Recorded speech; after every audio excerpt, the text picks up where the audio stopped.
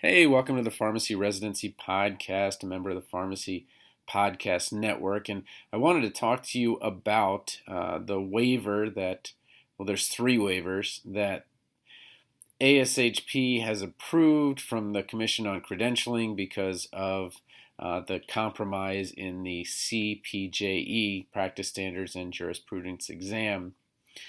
So you see there's three of them, but it's just actually really covering three different groups of people. There are the PGY1s who pass the NAPLEX, but and we're trying to become California state pharmacists, and that didn't work out. And then there's the ones who pass the NAPLEX that are in a VA facility. And then there's the ones who are PGY2 residents who were not previously in California, but are now in California. And they're basically saying, look, you're not going to fail your residency rotation because of this. Now, I'm not sure if this provides protection for you from being let go because you can't work as a pharmacist and the hospital simply needs you to work as a pharmacist. They expected you to be someone who would be practicing at least 2/3 of the time with a license. So when it says a temporary waiver, I'm going to read the entire thing of one of the paragraphs and see if I can't figure that out. But to grant a temporary waiver to any California pharmacy resident who passed the North American Pharmacist Licensure exam for the requirement that residents complete 2/3 of their residency as a pharmacist licensed to practice in the program's jurisdiction until the California State Board of Pharmacy resolves the California Practice Standards and Jurisprudence exam for pharmacists. Compromise. CPJE results are released and pharmacy residents are licensed. During the waiver period, no California or Veterans Affairs program affected by the CPJE compromise will be sanctioned for not meeting the licensure requirement. So it doesn't look like this protects you as an employee.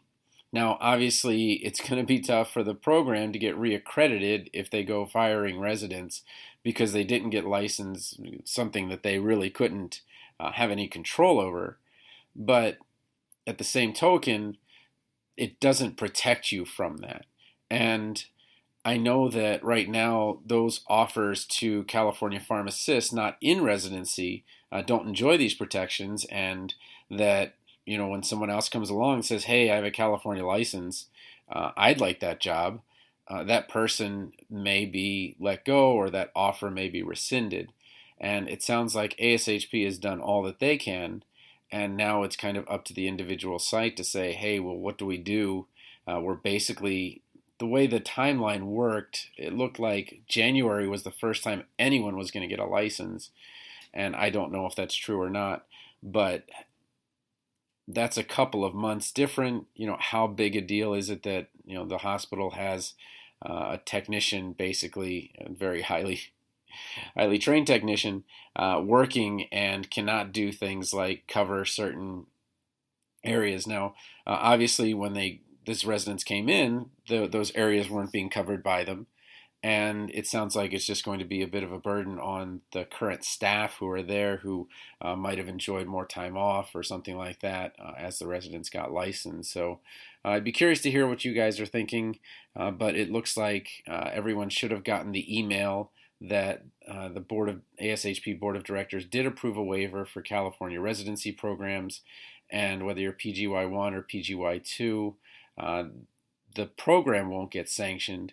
But again, I'm just not sure what happens exactly with the board or the California Board of Pharmacy.